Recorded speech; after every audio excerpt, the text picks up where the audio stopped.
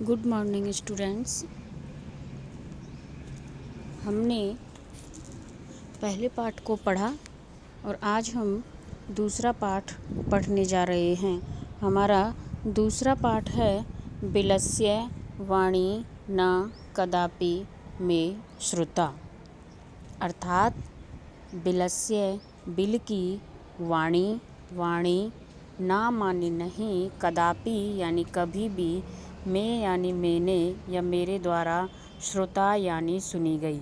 अर्थात बिल की वाणी, बिल की आवाज़ मैंने कभी नहीं सुनी। प्रस्तुत पाठ संस्कृत के प्रसिद्ध कथा ग्रंथ पंचतंत्रम के तृतीय तंत्र काकोलूकियम से संकलित है। पंचतंत्र के मूल लेखक विष्णु शर्मा हैं। इसमें 5 खंड हैं जिन्हें तंत्र कहा गया है। इनमें गद्य पद्य रूप में कथाएं दी गई हैं जिनके पात्र मुख्यतः पशु पक्षी हैं। तो बच्चों, यह जो पाठ है वह पंचतंत्र कथा ग्रंथ से लिया गया है और उसके तृतीय भाग से लिया गया है।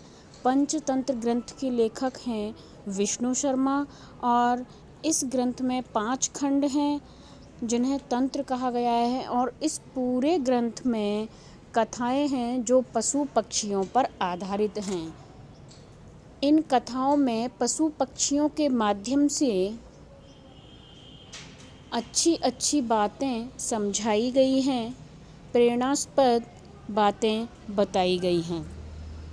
अब इस कथा को पढ़ें और समझें। कस्मिंश्चित् वने खरनखरः नाम सिंहः प्रतिवसति स्म। सः कदाचित् इतस्ततः परिभ्रमन् क्षुधार्तः न किञ्चित् अपि आहारं प्राप्तवान्। ततः सूर्यास्तसमये एकां महती गुहां दृष्ट्वा सः अचिन्तयत्, नूनं एतस्यां गुहायां रात्रौ कोऽपि जीवः आगच्छति, अतः अत्रैव निगूढो भूत्वा तिष्ठामि इति। कस्मिंश्चित् यानी किसी, वने यानी वन में, खरनखरः यानी खरनखर नाम का, सिंह शेर प्रतिवसति स्म रहता था। किसी वन में खरनखर नाम का शेर रहता था। सह वह कदाचित कभी, इतस्ततः इधर उधर, परिभ्रमण घूमते हुए, क्षुधार्तः यानी भूखा, ना माने नहीं, किंचित अपि कुछ भी, आहारम यानी भोजन, प्राप्त किया। उसने कभी इधर उधर भूख से व्याकुल घूमते हुए कुछ भी भोजन प्राप्त नहीं किया। अर्थात वह भूखा शेर इधर उधर घूमा लेकिन उसे कोई भी खाने योग्य पदार्थ, खाने योग्य वस्तु नहीं मिली। ततः इसके बाद सूर्यास्त के समय, एकाम यानी एक, महतीम यानी बड़ी, गुहाम यानी गुफा को, दृष्टवा यानी देखकर, एक सूर्यास्त के समय, शाम के समय एक बड़ी गुफा को देखकर, सह अचिंतयत वह सोचने लगा या उसने सोचा, नूनम निश्चित ही, एतस्याम यानी इस, गुहायाम यानी गुफा में, रात्रौ यानी रात्रि में, कोऽपि यानी कोई भी, जीवः यानी जीव, प्राणी, आगच्छति आता है। अर्थात इस निश्चित ही, शेर ने क्या सोचा, निश्चित ही इस गुफा में कोई प्राणी रात को आता है। अतः अत्रैव यानी यही, निगूढ़ो भूत्वा यानी छुपकर, तिष्ठामि बैठता हूँ। अर्थात मैं इस गुफा में ही छुपकर बैठता हूँ। इति ऐसा सोचता है। एतस्मिन् अंतरे गुहायाः स्वामी दधिपुच्छः नामकः शृगालः समागच्छत्। सः स च यावत् पश्यति तावत् सिंहपदपद्यति गुहायां प्रविष्टा दृश्यते न च बहिरागता।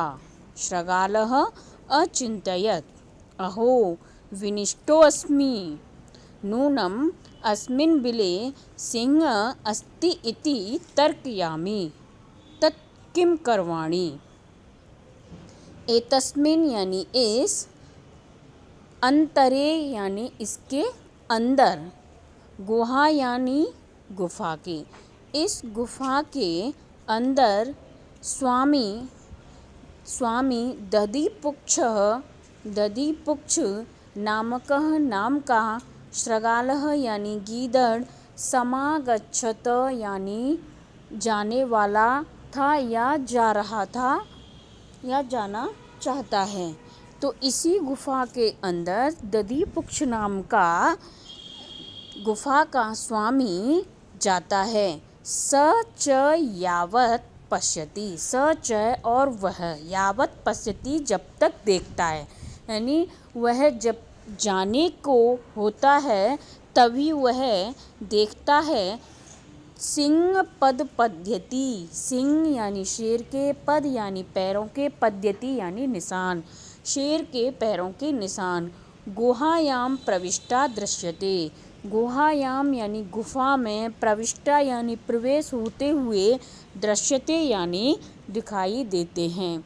तो गीदड़ जैसे ही गुफा में जाने की सोचता या जाने को होता है, उससे वहीं गुफा के बाहर शेर के पैरों के निशान दिखते हैं। जाते हुए, गुफा के अंदर जाते हुए पैरों के निशान दिखते हैं।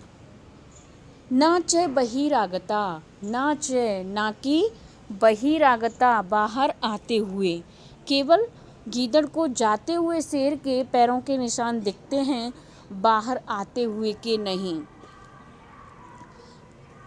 शृगालः अचिन्तयत्, शृगालः गीदड़ अचिन्तयत् सोचने लगा या सोचता है। अहो अरे, विनिष्टो यानी नष्ट, अस्मि यानी हो गया, मैं नष्ट हो गया या मैं मारा गया, मैं नष्ट हो गया। नूनम निश्चित ही, अस्मिन यानी इस, बिले यानी बिल में, गुफा में, सिंह यानी शेर, अस्ति इति है ऐसा, तर्कयामी सोचता हूँ। जब गीदड़ ने एक शेर के पैरों के निशान गुफा के अंदर जाते हुए देखे, बाहर आते हुए नहीं देखे, तो गीदड़ सोचता है कि मैं मारा गया, अब क्या करूं? मुझे लगता है इसके अंदर शेर बैठा है। तत् माने तो, किम करवाणी क्या करना चाहिए, तो क्या करना चाहिए। एवं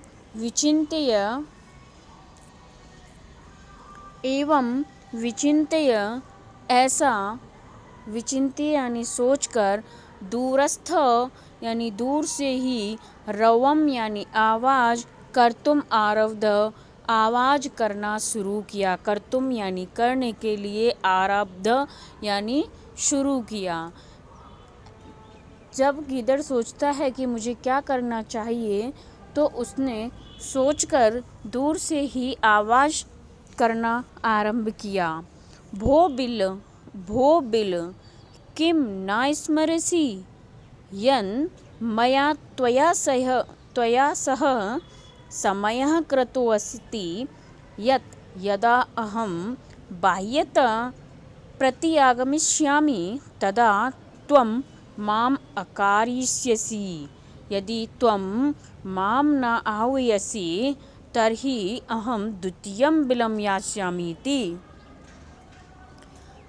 भो बिल अरे गुफा, भो बिल अरे गुफा, किम माने क्या, ना माने नहीं, स्मरसी यानी याद है, क्या तुम्हें याद नहीं है, यन मया यत जो, मया मेरे साथ, त्वया यानी तुम्हारे द्वारा, तुमने, समय यानी शर्त, क्रतो अस्ति कर रखी है, क्या हे गुफा क्या तुम्हें याद नहीं है कि तुमने मेरे साथ एक शर्त कर रखी है, यत कि यदा जब अहम मैं बाह्यतः बाहर से प्रत्यागमिष्यामि लौटूंगा, जब भी मैं बाहर से लौटूंगा, तदा तब त्वम माने तुम, माम माने मुझको, आकारिष्यसि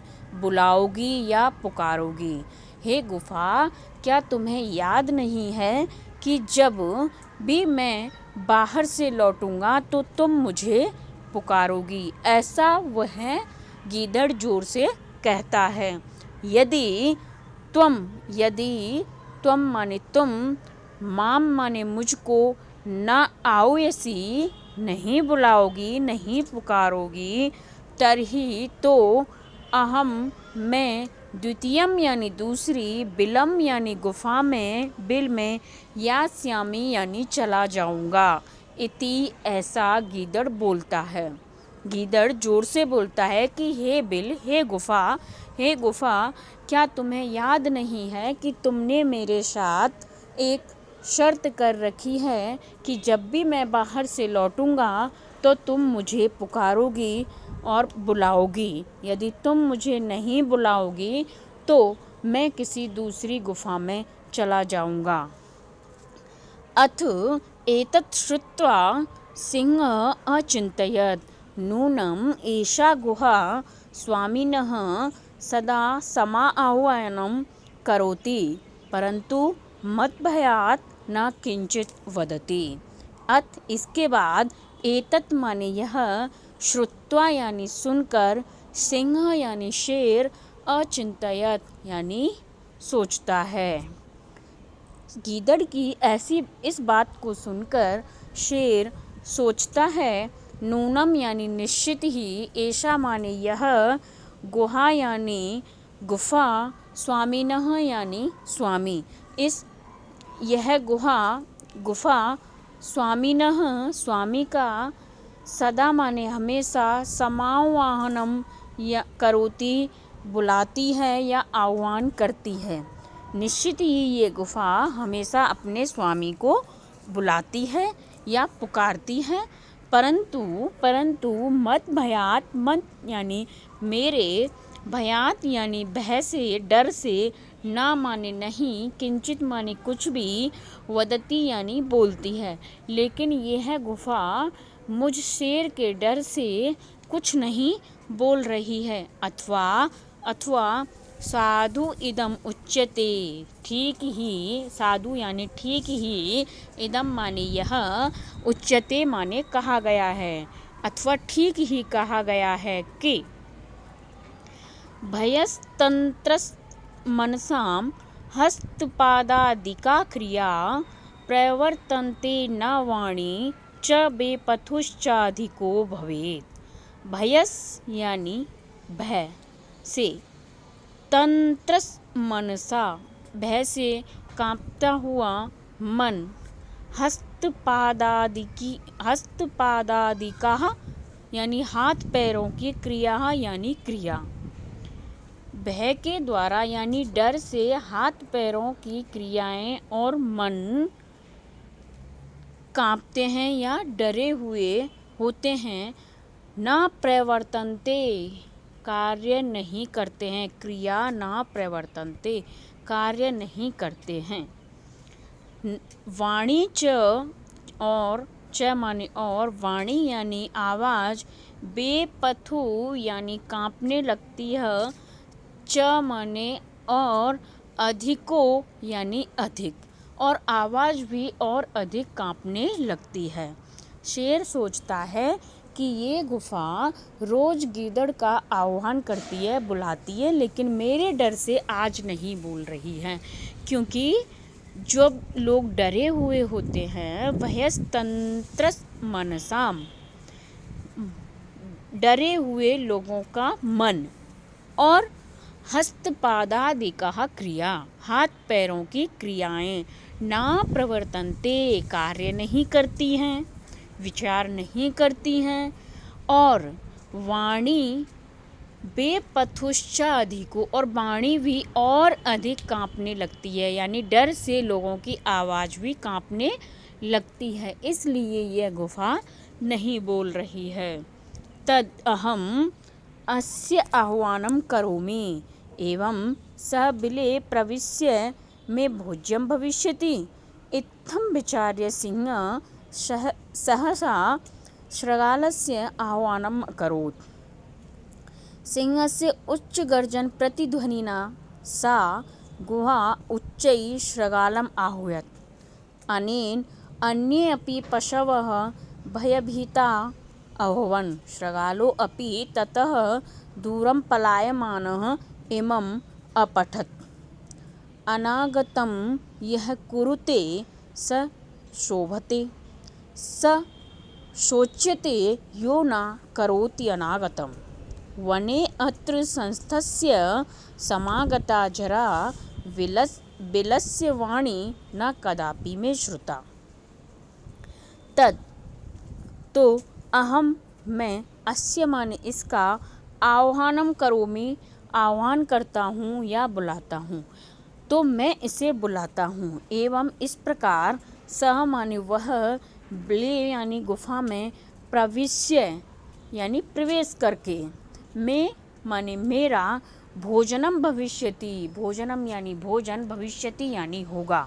अगर मैं इस गीदड़ को बुलाऊं तो ये गुफा में आएगा और ये मेरा भोजन बनेगा। इत्थम यानी इस प्रकार, विचार्य विचार करते हुए, सिंह शेर सहसा अचानक से या तुरंत, शृगालस्य शृगाल का गीदड़ का, आह्वानम अकरोत आह्वान किया या बुलाया। तो इस तरह से विचार करते हुए शेर ने गीदड़ का आह्वान किया, गीदड़ को पुकारा। सिंहस्य सिंह की, शेर की उच्च गर्जन, उच्च यानी जोर से, गर्जन यानी गर्जना से, प्रतिध्वनिना सिंह की जोर की आवाज़ के प्रतिध्वनिना यानी गूंजने से, सा माने वह, गुहा यानी गुफा, उच्च यानी जोर से, शृगालम यानी शृगाल गीदड़ को, आह्वयत यानी बुलाई। सिंह के यानी अर्थात जब गुफा के अंदर से शेर ने गीदड़ का आह्वान किया तो शेर की उच्च ध्वनि से गूंजकर गुफा जोर से गीदड़ का आह्वान करती है। अनेन इससे अन्य अपि और भी पशवः यानी पशु, भयभीतः यानी भयभीत, अवमन हो गए, इससे और भी पशु भयभीत हो गए। शृगालो अपि शृगाल भी, गीदड़ भी, ततः माने वहाँ से, उससे, दूरम यानी दूर, पलायमान भागता हुआ, इमम यानी यह, अपठत बोलता गया, पढ़ता गया। और गीदड़ भी वहाँ से दूर भागता हुआ बोलता गया। अनागतम यह कुरुते सह शोभते। अनागतम आई हुई समस्या पर, यह माने जो, कुरुते विचार करता है, स शोभते वह शोभायमान होता है। जो समस्या के आने पर विचार करता है, समस्या का समाधान देखता है, वह शोभा देता है। स सोच्यते यो न करोति अनागतम। लेकिन जो आई हुई समस्या पर विचार नहीं करता है, स शोच्यते, शोच्यते यानी दुखी रहता है, वह हमेशा दुखी रहता है। वने अत्र, वने यानी वन में, अत्र माने यहाँ, संस्थस्य यानी रहते हुए, समागता यानी हो गया, जरा यानी बूढ़ा। मैं इस वन में रहते हुए बूढ़ा हो गया, लेकिन बिलस्य वाणी न कदापि में श्रुता, लेकिन बिल की वाणी यानी गुफा की आवाज़ मैंने कभी नहीं सुनी। तो गीदड़ कहता है, गीदड़ ने एक उपाय सोचा कि अगर मैं ऐसा कहूँ तो शेर यदि बोलेगा तो निश्चित इस गुफ़ा के अंदर शेर है। शेर ने सोचा कि अगर शेर ने इतना तो नहीं सोचा कि गुफ़ा भी कोई बोलती है क्या, लेकिन शेर ने सोचा कि ये गुफ़ा बोलती होगी, इसलिए गीदड़ कह रहा है। शेर गुफ़ा के अंदर से बोलता है, गुफ़ा गूंजती है, ज़ोर से आवाज़ होती है, वन के सारे पशु इधर उधर डर से भागते हैं और गीदड़ भी भागता है और कहता है, जो आई हुई समस्या का समाधान नहीं सोचता है वह हमेशा दुखी रहता है, और जो समाधान सोचता है वह सुखी रहता है। मैं वन में रहते हुए इतना बूढ़ा तो हो गया, लेकिन ये गुफ़ा आज तक कभी नहीं बोली, और आज अगर ऐसा है तो निश्चित ही इसके अंदर शेर है, इसलिए मुझे यहाँ से भाग जाना चाहिए। तो बच्चों, इस कथा से हमें प्रेरणा मिलती है कि हमें जो भी कार्य करना चाहिए वह सोच समझकर करना चाहिए। जब कोई समस्या हमारे सामने होती है, उस समस्या पर हमें समाधान पर विचार करना चाहिए, अर्थात जो समाधान है, जिस तरह से हम उस समस्या से बच सकें उस समाधान को सोचना चाहिए, उसे करना चाहिए, तभी हम हमारी समस्या का निवारण कर सकते हैं।